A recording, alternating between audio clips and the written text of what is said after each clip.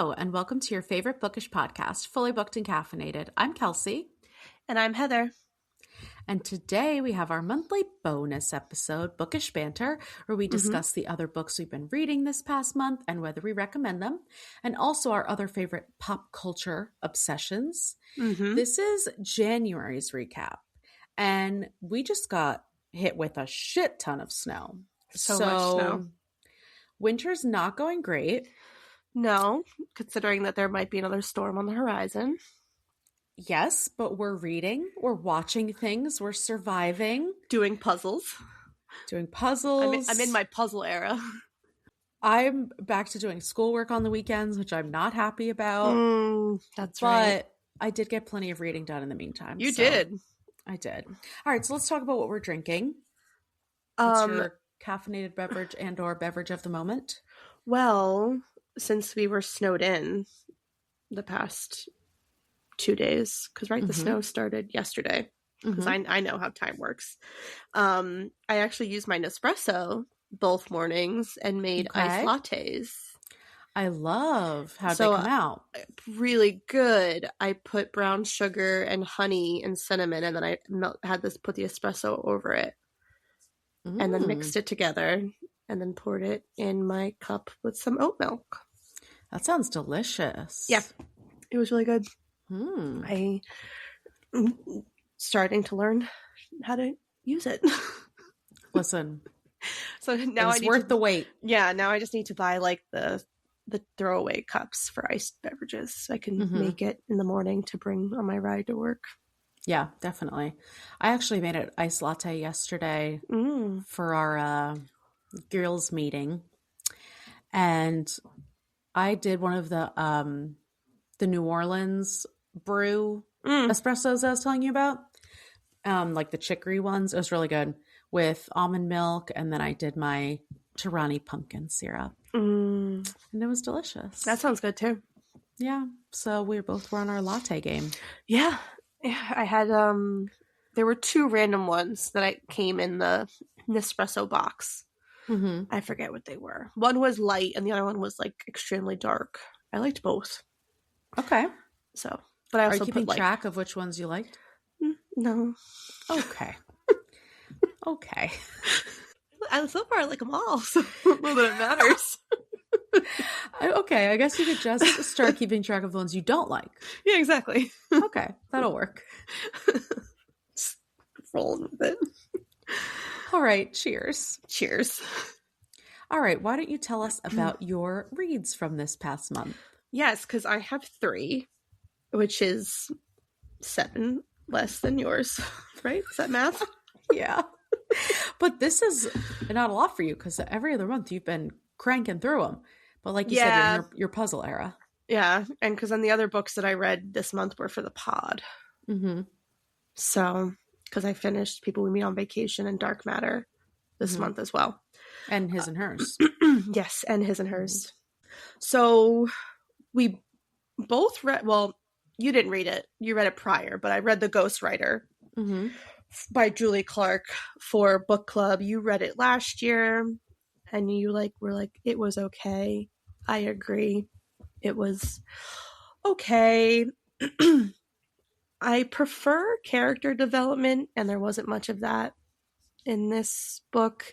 The storyline was pretty interesting with her being like the ghostwriter for her estranged dad's memoir as they try to solve murders, which I like totally called who like the murderer was halfway through. And then I read The Boyfriend Goal by Lauren Blakely. She does a lot of the sports romances. I had read her 2 Christmas books last year at the tail end, and I actually really liked them. So I was like, all right, let me try out her series that she has. So I read the first one, and this one was the teammate's sister moves in with him scenario. So it's kind of like she needed a place to stay. And I bet she did. The brother was like, oh, you have rooms. Can my sister stay there? But like, don't touch her. Wink, wink. Okay. Who knows where that one went? Another spoiler alert. But it's actually really good. I actually really liked it. So I'm gonna finish out that series eventually. There's a lot. She has like 7 books in that series. Actually, yeah, I think it's like 7. Oh my goodness, that's a lot. And then I listened to Heartbreak Hotel by Ellen O'Clover. Was that her last name? I think it was. This one I had seen. It was pretty big on the interwebs last year. I've seen this one too. Like, it was like a big fall romance read. I just never got around to it.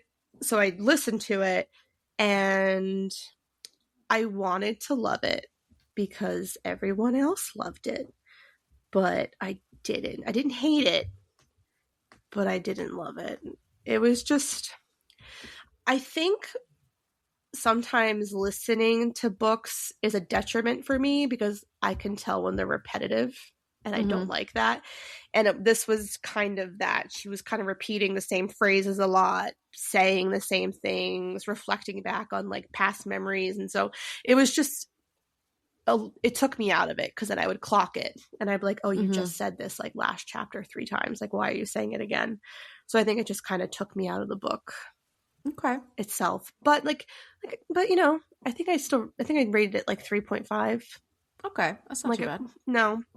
I mean, I recommend it. It's definitely like a cute little romance. I like the concept. So like the whole concept of the Heartbreak Hotel was, it's kind of like this bed and breakfast, and you come if you've recently, you know, been brokenhearted, and you come and it's kind of like a retreat, and there's things you can do. You can go on hikes, you can do like group therapy and stuff like that with like the other women or men that are staying there. Cause like there was like a gay guy that was there, like the first, one of the first guests. And I think that concept was really cool. And I was like, I actually like this. And if it doesn't exist, it should. And if it doesn't, should I do it? Create the Heartbreak Hotel. I like that. But yeah. So those are my 3 reads. I'm in the middle of 2 other books now that I'm like halfway through. So I may finish, well, the one I can't finish Atmosphere because my Spotify audio hours are up. So I have like 10 days and then I can get back into it. Yeah. We're recording this early for the month. So you'll probably finish your other one. Maybe. She was big. She's like over 500 pages. Hate that. Okay. It's good though. I'm liking it. Okay. All right. We can make exceptions. Exactly. All right. I have 10 books. 2 of them are actually from December that I finished after we recorded. So the first one is Serial Killer Support Group by Saratoga Schaefer. This is about a woman who infiltrates a serial killer's anonymous support group so she can find out who killed her sister. It was fun. It was definitely like fun. A popcorn thriller. And there were like issues with, it was like kind of inconsistent and predictable, but I still liked it. I just thought it was fun. And I was thinking, it's so funny how we're so critical of thrillers sometimes. And then other times I'll be like, oh, this thriller wasn't that great, but I still liked it. But like, that's reading. I feel like an Easter egg for the next episode. Oh, damn. For me, personally. Yeah. And who knows, because I don't remember a single thing about it. Anyway. And then Lucky Day by Chuck Tingle. If you listen to this podcast, you know that I love Chuck Tingle. This was my least favorite of his, and I knew it was going to be because it was the least exciting premise to me. Like when I read the blurb on it, I still loved it. But this is one of the more gory books that I've read in a while, and it had this huge existential aspect. This is the book I was talking about that dives into like the butterfly effect and stuff. Oh, okay. Yeah, and it kind of had a slow start. You have to like really warm up to the main character. But once it got going, like he's just so imaginative. I mean, duh. He writes about pokey butts and stuff. You know. Never forget the deep dive we did. Never forget that. And then the next one is Tastes Like Candy by Ivy Tholen. This book was terrible. It was a teen slasher that took place in a carnival, which I loved the setting. That sounds like a cool setting. That's why I finished it, because I was like, I love this. But the dialogue was so corny, and it was like the author was trying to develop the characters, but instead they should have just embraced the campiness because it felt so unserious. Like, the killer's name is the Licker, and at one point he like makes fun of a girl's vagina smell before killing her. Oh no. And they're like 17-year-old girls. It's very weird. Yeah, I'm not a fan. Like that. Never mind, not a fan. And then next was Diavola by Jennifer Marie Thorne. This is very White Lotus coded. So they go on this trip with the whole family to Italy, and they're staying in this villa, and the villa is haunted as fuck. But the main character's family is truly horrible, and I was mostly just frustrated that she didn't tell them to fuck off like every time they opened their mouths. Like, they were so mean to her. It was ridiculous. But the horror elements were great.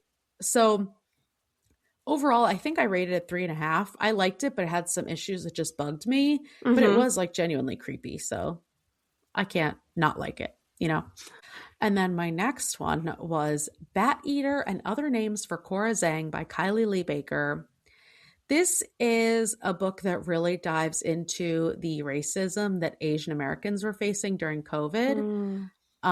So basically there's a killer targeting Asian Americans and writing like slurs at their crime scenes. But there's also supernatural elements. So I loved that there were 2 villains, like a supernatural one and a human one. I like that.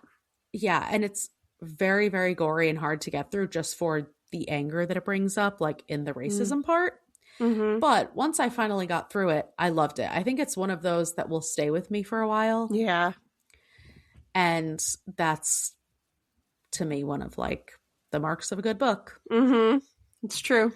It's like, even if a bad book stays with me, I'm like, I gotta give you props for that. Exactly. You know? That's the thing. And then I read Night Watcher by Daphne Wollstonecraft. This centers around a main character who witnessed a horrible murder by a serial killer when she was young.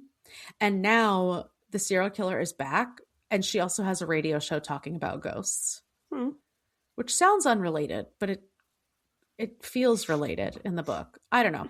I did like that it had this like true crime feel, and that they kind of like talk about like the victims and the MO and what they have in common. And so it is kind of like for the true crime girls.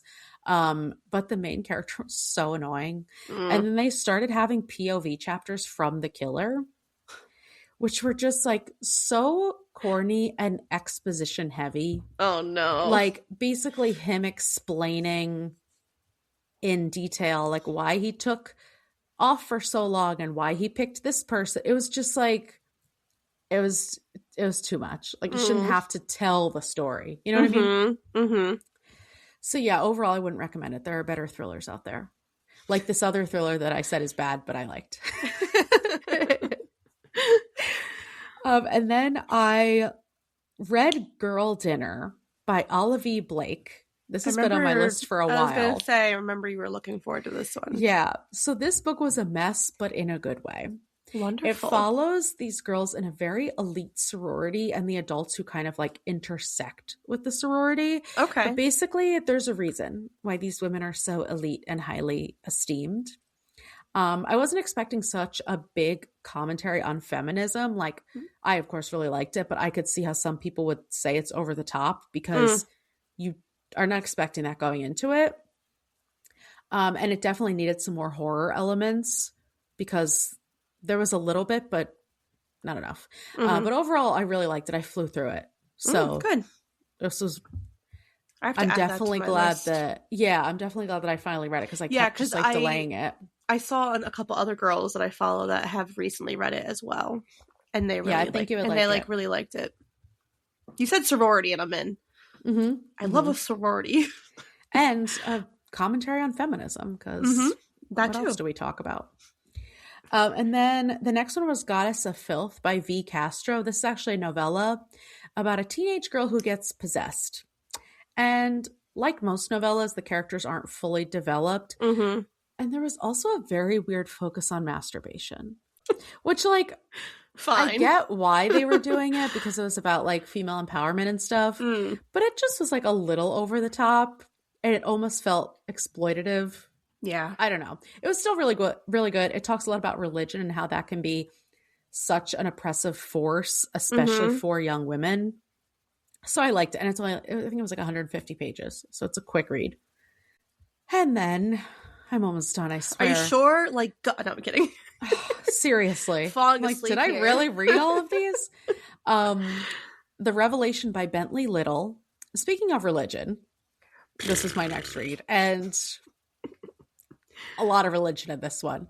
I'm disappointed because it had a super slow start and there was like a million characters and a bunch of different storylines, but then you didn't find out until the end of the book why any of them mattered. Like, I was like, why are we following these people? They have nothing in common. I don't know what's going on with them. But then the whole like third act of the book, once the horror elements kicked in, was so good. Oh, that's good at least. Yeah, so it kind of like redeemed itself. Exactly. There was like these fetuses that turned into zombies and started attacking people. That's interesting. It was wild, but it was really good. It was so disturbing. So I wish there was more of that throughout. Yeah. Like, if I wasn't listening to this one, I probably would have DNF'd it. And then I wouldn't have gotten to the good part, you know? Right. There you go. And then my favorite read of the month, which was also my first read of 2026, is Not Quite Dead Yet by Holly Jackson. I'm back again to gush over Holly Jackson. This is about a 20-something girl who gets a fatal injury from an attack, and then she has a few days to solve her own murder. Oh, I love that. It's so funny because this main character is so funny and sarcastic, and she keeps making jokes about the fact that she's like basically a dead woman walking. This felt like a Good Girl's Guide to Murder, but the adult version. Oh, okay, cool. I'll add that to my list too. Yeah, I think you would like this one. This is actually her first non-YA, like adult fiction. Okay. It still feels like she's very much still a YA author. She just made her characters older. You know what I mean? But I loved it. And I was just so relieved that I started the year with a 5-star read. So yes, I know my favorite read of the month was Dark Matter. So. Which I can't believe that we liked that as much as we did. I'm telling you, the way that I blew through that book, I was pleasantly surprised. And now, because we were talking about it, I'm getting more like book talk stuff for sci-fi books. And I'm like, oh shit, I think I'm into sci-fi. I think I need to try all of these. Let's do it. Let's do it. Okay. All right. So I also have a lot of upcoming releases. Why do I have so much stuff? I only have because one. I'm in my list mode. I've been making lists left and right. You only have one? Yeah. And I looked at them for February. Yeah. And Now Back to You by B.K. Borison. Which I knew that was going to be on your list. Which I've been waiting for. I like literally cannot wait for it. And sorry, I'm writing down the other books I don't forget. I have a list on my phone of books that I like want to read soon. I remember our friend and I went to, there is a romance only bookshop in Collingswood, New Jersey, and we went, and I was getting at that point I had suggested that she read First Time Caller. And so she bought it. We brought it up to the register, and I was talking briefly with the girl, and she was saying that she got an ARC for and Now Back to You, and she said it was even better than that one. So I've been waiting since my gosh, November, and you were like, October, can you send me that ARC? I know a lot of people got the ARCs, and everyone was saying like it's just like so good. And oh my gosh, and she's like another one. She's been churning them out. She has another one that's coming out in September. It's the second one to follow Good Spirits. And now she's working on like her next book too. Oh, wow. Yeah. I might actually listen to that one because I don't normally listen to romance, but I liked listened to the first one. Yeah. So I liked it a lot. I will be going to Barnes & Noble's on the day that it comes out, which is unfortunately the end of February. Yeah. It's fine. It'll be worth the wait. At that point, I'll probably need a couple other books. So Yeah. I mean, you've never not needed books. Well, you know what I mean. I know. Well, I have to buy. I still need the Great Big Beautiful Life by Emily Henry, so I kind of want to get that one. And I think I want to get the special editions of her. They have like the beach read and People We Meet on Vacation special edition. So yeah, I haven't seen the special edition of People We Meet, but I did. The beach read one is really pretty. But yeah, so that was like the only, I like was looking, like I actually like was like Heather, I was I trying have to see 6. but I will say when I was looking through, I saw a lot of interesting covers. Yes. And if we started a new series of book covers that looked interesting, I could jump on that one because there was like 6 that I saw. There's a idea for a TikTok video. Yeah. Okay. First one is Taylor Adams has a new one coming out. I didn't Taylor even see Adams that. of No Exit. Yeah, this was like, I had to scroll for a while and I was like, okay, we like Taylor Adams. Why isn't she at the top of the list? But it's called Her Last Breath. I have no idea what it's about, but I like Taylor Adams. Okay. And then this one I'm so excited about, Tradwife by Saratoga Schaefer. This is the same author who I just read, the Serial Killer Support Group. And we've been talking so much about Tradwives. And like the cover of this also looks really good. Nice. So this one I'm excited about. Catriona Ward, who I've read. I saw that all of her books. I thought that she was an author. I like literally paused on that and I was like, I think Kelsey likes this author. Yeah. There's definitely a lot of like thrillers and horrors coming out. So she has Nowhere Burning coming out. Kate Ellis Marshall has a new thriller. I didn't see that one either. The Girls What am I looking at? I don't know. Because I looked on 2 separate lists though. Yeah. Did we cover Kate Ellis Marshall on the podcast or was that just for book club? Just for book club. Yeah. What Lies in the Woods, right? No. Yes. Yeah. Yes, we liked that one. Yes. I don't remember if we actually read it for book club. Did we? I think we just both read it. We did just both read it. I think maybe we're thinking about Stacey Willingham. I think we had our own book club. Oh wait, we do. It's called the podcast. It's literally called the podcast. This is our show. Okay. How to Kill a Guy in 10 Dates by Shaylee Thompson. Oh, that sounds fun. I've been hearing a lot about this one on the Book Talk, and it looks very cute. It's like a horror comedy. Yeah. And then the last one is She Made Herself a Monster by Anna Kovacheva. I don't know. It's about vampires. It looks good. We love a good vampire book. We do. So, I don't know. I just have so many lists. Okay. Clearly. So many lists. You're in your list era. I really am. I'm a Virgo. What can I say? All right. So, this month, we don't have a book topic because I have book news. Okay. Kind of. It's more like author news. Okay. But this is our show, so whatever. So Geneva Rose, who we obviously know from our review on Perfect Marriage. If you haven't listened, go back and do so. It is an amazing episode, if I do say so myself. Anywho, her husband and another one of their neighbors are suing a zoo. Why? The Shalom Wildlife Sanctuary. Shalom, like, is it Jewish? I don't think so. I think it's just named that. I was like, okay. It might not even be pronounced Shalom, but like, I don't know. I'm Jewish. I see Shalom, you know? Anyway, so they're suing them because of zoning restrictions. They don't want the zoo expanding. Okay. Which sounds inconsequential to life. But now that this has happened, people are exposing how absolutely horrible this zoo is.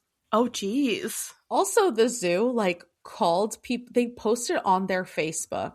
Where is the zoo? We're in a lawsuit. California? I think California. Wisconsin. Great. That was very, very close to California. It is, right? Don't ask us. We don't know where things are on the map. It's not near New Jersey. That's what I know. I think it's up by Minnesota. Don't even say it. By Michigan. Don't even go there. I think it's by Michigan. Okay. Anywho, so they posted on Facebook like an update about this lawsuit, and they're like, and by the way, it's Geneva, whatever her last name, who goes by Geneva Rose, who's an author. Like, put them on blast. It was so weird. Okay. Anyway, so this zoo is not accredited by any zoo associations. They're privately owned, which means they are for profit, even though on their website they have a whole page asking for donations. They've also been responsible for the death of 5 baby tigers in recent years. And people have been sharing videos of how horrible the conditions are. Like, they have tiny cages and too many animals and blah, blah, blah. Not to mention, they also breed tigers. Oh my God. A wildlife sanctuary is not supposed to do. Like, no. The whole point is that it's for animals who wouldn't survive in the wild to have a place to live under controlled conditions. You're not supposed to be willingly bringing more animals into that situation. That's crazy. Yeah. But anywho, the reason I even saw this is because on TikTok, Geneva Rose posted a video of her like responding to a comment, and someone commented and basically compared Geneva Rose mourning the death of her dog to them suing the zoo. What? Like, she was like, oh, wow, so hard to lose a pet. Almost like how crazy it is to sue a zoo for no reason. Like, it didn't even make sense. All right. And she was just like, wow, you're a horrible fucking person. Because, like, you don't even know the details of the lawsuit, number one. And number two, I'm literally mourning my dog. That's crazy. Speaking of dogs, if anyone can hear Moose snoring in the background, I'm sorry. There's nothing I can do about it. She's out. She's so noisy. Anyway, so this is just so fucking weird. I don't know where people on the internet get the audacity. And I know that I say this all the time, but it still never ceases to amaze me. That's crazy. So was Geneva Rose suing a zoo on your 2026 bingo card? No. Okay. 2026, my 2026 bingo card has already exceeded its expectations. Yeah, we're not doing great. Having a better year. Spoiler alert. Not really. But let's not get into it. Day. We just have to get through today and see what tomorrow brings. Try not to cry along the way. Okay, anything else on books? No. All right, let's switch gears. I don't have a lot of things for these categories, so go me.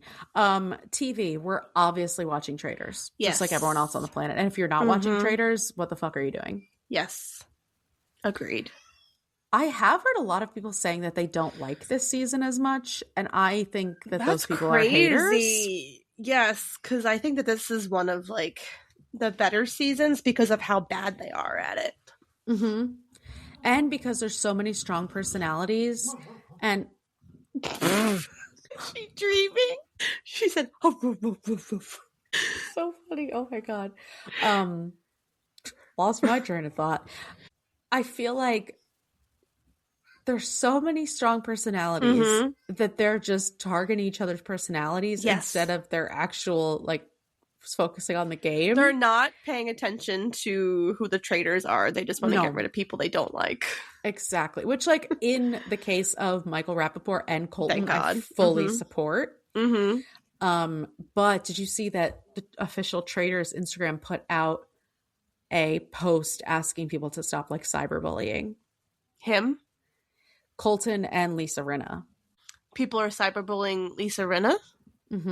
Why? And they're cyberbullying Colton. Colton, I'm not surprised, but basically, Traitors had Lisa Rinna put out a video telling people to stop cyberbullying because she's the one who brought up the stalking in some, like, she posted on Twitter about Colton stalking, but like, that shit is public information, and not for nothing, everyone should know it because he shouldn't have been cast on the show because of that.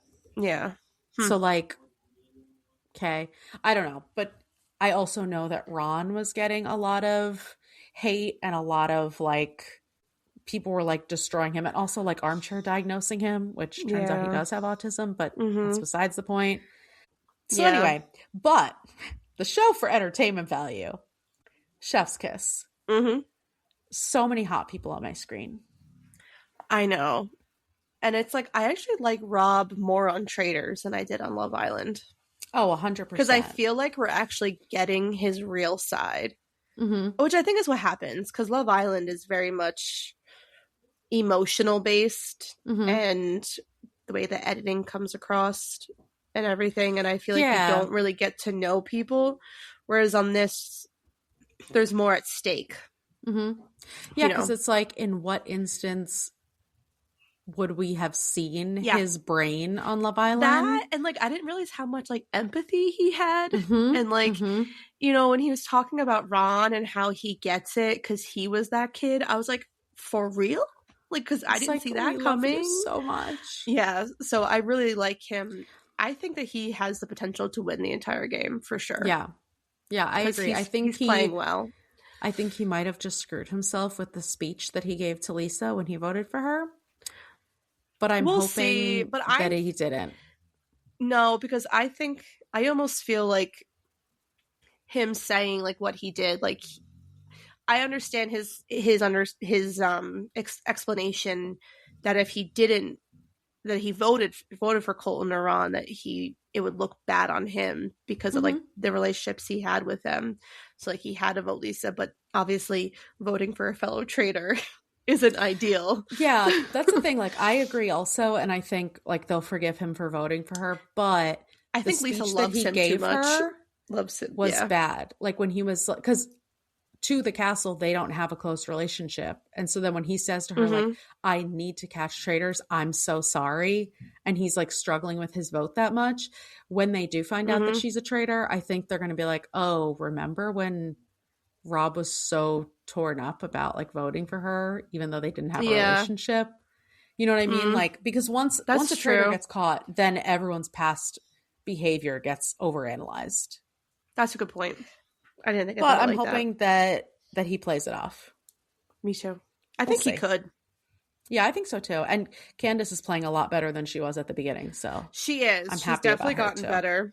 But I really liked in the last episode how Lisa handled herself against Colton, because he was so out of line on like he's so many different condescending prick. Yeah, you know, it was just the way that he was treating her. Like, I didn't like it, you know, and then just for him to expect her to like act the entire time she's in the house, it just didn't sit well with me. And he kept saying, oh, from everything I've heard, what I hear about the housewives, you don't even watch their shows. Like, shut the fuck up. I know, that's why she's like, and then, but I loved what she said.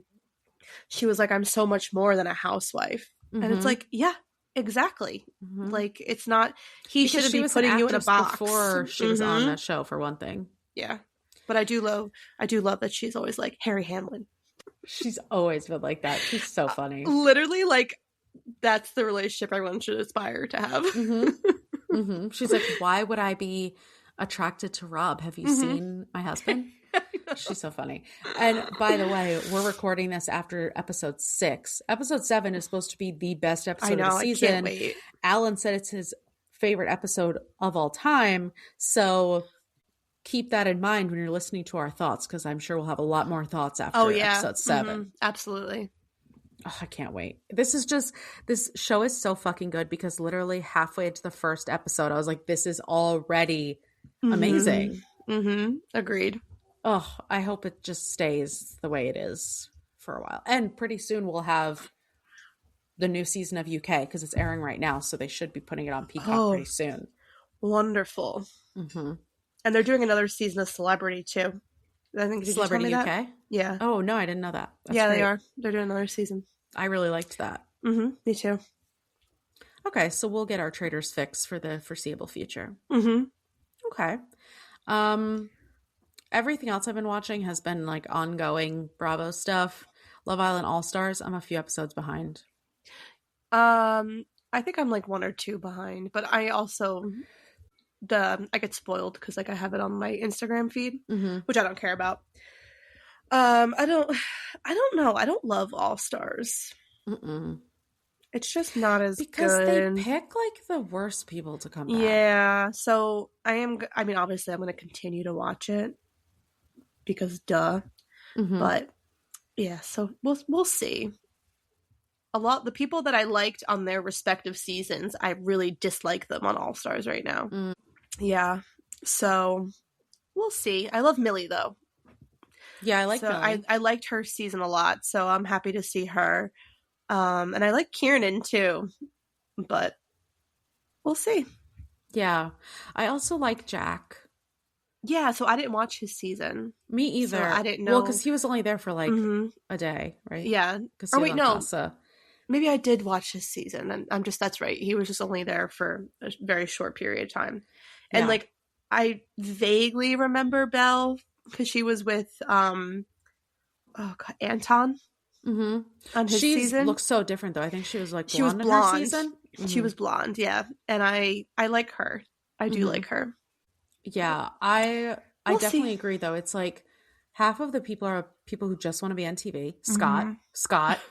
But then like Scott is like kind of the only voice of reason of this season, so it's kind of like interesting. That shows how bad the season is. If Mm-hmm. Scott is our voice of But like reason. he is getting into everyone's business that Mm-hmm. he shouldn't be doing. He's But so messy. mm-hmm. Yeah. Which I love for entertainment purposes. But it's also like, just calm down, dude. Mm-hmm. Mm-hmm. So we'll see. We'll It's probably see. not going to get better, but that's No, fine. I'll that's right. still We're still watch gonna it. watch it. Mm-hmm. Yep. Mm-hmm. Only other thing I watched was a documentary, Evil Influencer, the Jodi Hildebrandt story. Oh, This is Ruby Frankie, yeah. the mom influencer or whatever. Mm-hmm. This is the documentary about her and Jodi who were working together to abuse their children. Oh, wow. Yeah, it was very dark and horrible. And I didn't know anything about Ruby Frankie before, but they have like footage of her during the interviews and she's being weird as fuck. She's not talking, just like staring. It's mad creepy. I don't know why she's doing that. And then at the end, she just like completely flips and is like, Jodi had me brainwashed. I never wanted to do any of this stuff. And it's crazy. Hmm. So if you're following the Ruby Frankie thing, it's definitely worth the watch. Yeah, I don't know much about that either. But I know people like were really when the what was it? She wrote like a memoir or something, right? The daughter put out a book. Yeah, one of the daughters did. The Mm-hmm. estranged daughter. Yeah, I know that kind of put it in the spotlight. Mm-hmm. Yeah, and well, obviously when she was arrested because it was only a couple Mm-hmm. years ago. Yeah, But yeah, I have to do my one documentary a month. of course. And then we went to see The Housemaid. That was We this did. month. Crazy, actually, that it was this month. Because once again, January is the longest goddamn month of the year. I don't know why. I say this every January. Every January. I'm like, I literally went back and checked the date to make sure that we Uh-huh. actually went in January. Mm-hmm. And we did. And I was curious because I love this type of shit, but the movie had a $35 million budget. And so far, the box office is over $294 million. That's crazy. Isn't that insane? It's like Insane. Paul Feig's highest earning movie ever. Wow. Really? And Sydney Sweeney's highest like leading role. Wow. That's Isn't that interesting about Paul crazy? Feig. Because didn't he do Bridesmaids? Yeah, but I think Bridesmaids got more popular on streaming after the fact. Okay. It wasn't like a theaters thing. You know what I mean? Mm-hmm. And we're just over here being professional haters of Frida McFadden and Sydney Sweeney, for the record. But they're just over here making all the money. I mean, I And can't I'm be still mad going to be a hater. I'm just that saying. she's making that money, but gosh, do you deserve it? Does she deserve it more than Colleen Hoover? Well, not if the AI thing is true. Do either of them deserve it? Do we deserve it? Yes. Yes. 100% yes. No, that's the thing. Like, I can't hate on them for getting that bag. Like, they didn't ask for all this fame. Literally, I have to give them the props for even writing this stuff and putting it out into the world. I can't be mad at you for doing something and making money off of it. you know, Mm-hmm. I could be doing that, but I'm not. So Mm-hmm. I'll give you that. Mm-hmm. It's true. It's true. And we are part of the problem. We bought tickets to the movie. But it was really good. It was so good. I was very happy with it, actually. I felt like it followed the book pretty closely. And Amanda Seyfried, goddamn, that girl can act. She Like, was I've the always best loved part of her. this movie. And she did so good. Mm-hmm. Like, I will obsessed. say her character did not feel close to the book for me. Okay. Yeah. But I liked that her acting was good enough and she was so consistent in it that it made the movie okay as a separate thing. You know what I mean? And I wish that we got more of Andrew in the attic. Like we did in the book. Mm-hmm. That would have been good. But other than that, I thought it was done so well. Mm-hmm. The acting was really good. I don't know why we didn't get Enzo at all. He was in there for 4 seconds. Yeah, he didn't really have that big of a It was role. pointless. Like, how much did they have to pay that beautiful man to just stand there for 5 minutes? Good for him, too. Realistically. Yeah, exactly. But yeah, I'm really happy we went to go see it. I liked it a lot. And now we'll have to go see the sequel. Mm-hmm. Except Amanda Seyfried won't be in it. Mm-mm. And I didn't. Enzo will be. I didn't read the second book, so I don't know. Yeah, you'll have to read the second book before we go see the movie. Is Enzo in the second book? Yeah. Okay, cool. He's a main character. Great. So he'll be more prevalent in the next movie. He better be. He's a fine ass man. Yeah. Anything else that you watched? Yes, Eric and I watched Wake Up Dead Man, the new Knives Out mystery. Oh, yes. Okay. Yeah. How was it? And amazing, as always. They always are. I hope that he never stops, like Ryan Johnson, or Ryan Johnson, whatever his first name is, because they're just so good. The actors were so, like, the casting is always so amazing. And it was just really, really good. So I love that. I highly recommend it because I loved Knives Out and Glass Onion. And this one was definitely up there. But I will say the who the killer was a little bit more obvious this one, but than the other two. But I think but I understand why it was, to be honest, with this specific storyline. But I do recommend watching it. Yeah, I have to watch that one. I do love all of those. All right, what about podcasts? I have, hold please, 4. Okay, let's hear it. Specific episodes. Okay. So, Emily Henry went on House of Mare, Alona Mare's podcast, which I've now been listening to and now I'm also obsessed with. That's like a new favorite podcast of mine. And obviously with the people we meet on vacation phenomenon that has been occurring, I listened to her episode and it was really cool getting more of a background into like who she is as a person as well as an author. And she was kind of like the same, like she wasn't really expecting like this fame to like come out of her books. And like she talked about the movie briefly and everything, and you know, she discussed that Brett Haley, who was the director, like he was probably one of the better directors to work with, because she had said, oh god, was this on the podcast or was this an article I read? I think this was on the podcast, but she had mentioned that typically when your book gets picked up, the rights get picked up to be made into a film, a lot of the times the authors don't have a say in like what's going to happen in the movie. And a lot of the times when it's time to like promote it, the authors themselves will kind of like receive a call and be like, you have to like pretend you knew X, Y, and Z, like when they didn't. So I don't love that. I don't love knowing that that's kind of what's going on behind the scenes, because, you know, it's technically their piece of work that they created. They should have at least some skin in the game.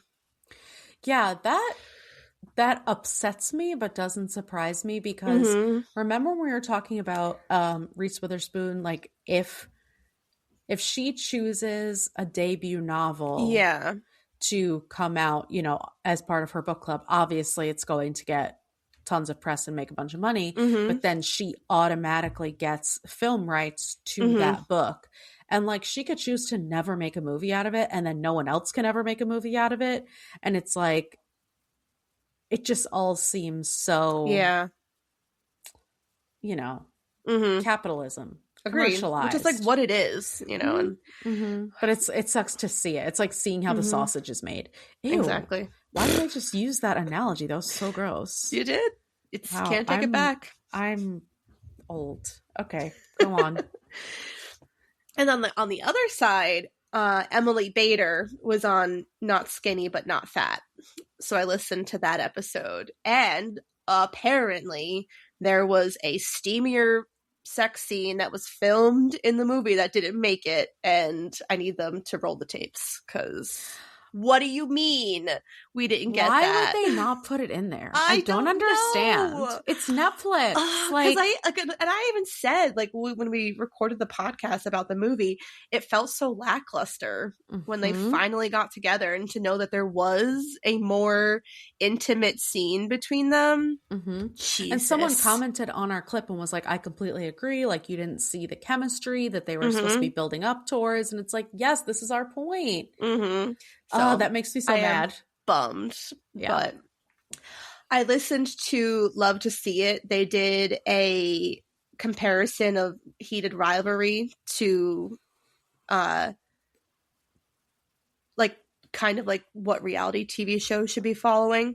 So they talked a little bit about the show, but it really wasn't about the show. It was more about the phenomenon that has occurred since the show, and how that reality TV shows should be taking note from Heated Rivalry. Okay. I didn't listen to that because I thought I had to watch it. No, you don't. You don't have to watch it. You can listen to it because, I mean, if you're on the interwebs, you know about Heated Rivalry. You know what's going on in Heated Rivalry. You know what happens in it, even if you haven't read the book or watched the show yet, which I did start the show. I'm only 2 episodes in. So did I. So I can't talk about it yet because I didn't finish it. But I only watched 2. I also watched 2 episodes, but then I stopped it because we're going to read the book. Yeah. But were you surprised that you don't see any dicks? Well, I mean, you kind of see one in the second one on the phone. Yeah, but like all the sex scenes, you never see dicks. No. Which I guess like that might be a little surprising. In their contract or something. Maybe. But I thought it was very weird because I was like, oh, we're about to see some raunchy ass sex scenes. I've never seen a dick. Not that I want to see them. I know. I'm just saying. But yeah, I'm curious. Well, all right, so since you watched the first 2, I can say this, how like Ilya is very much about consent, and he keeps asking, oh God, what's the other guy's name? Shane Hollander. He's very much keeps asking him over and over again, like, are you sure you want this and everything? And it's like, is this okay? Yes, exactly. And it's, I agree. Why don't other people, men especially, take that into consideration? Is it so hard to ask for consent? Yeah, but then they would have the whole thing as like, well, I asked at first and she said yes, and then she changed her mind, and you're not allowed to change your mind. Listen, men will always find a way out of, But yeah, they just kind of talk about how like interesting it is that this show that was filmed in like, what did they say?